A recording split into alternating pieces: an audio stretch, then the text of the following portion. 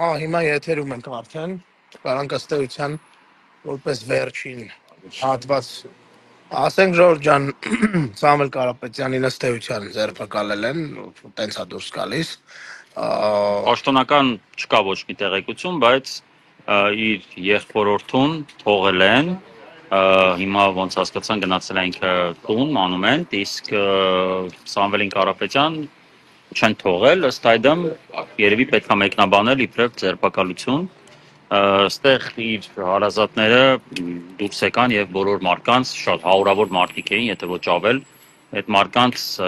դիմելով խնդրել են այստեղ չմնալ, որտեղ իմաստ չունի եւ բարձրանալ մանումենտ, բայց այնտեղ էլ ենթադրում եմ, որ իմաստը շատ չի։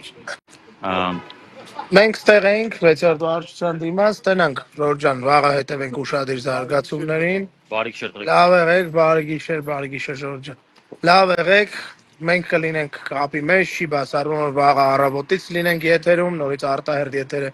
շարունակենք, շնորհակալություն այս ընթացքում մեզ հետ լինելու համար։ Լավ եղեք, Ժորժ ջան, բարի գիշեր, մինչև վաղը, չէ, մինչև առավոտ։ Մինչև այսօր։ Իջև առավոտ լավ եղեք, ես կարծում եմ, որ ամեն ինչ շատ ավելի հետաքրքիր ու բուրըն ու արագ է զարգանալու։ Լավ եղեք։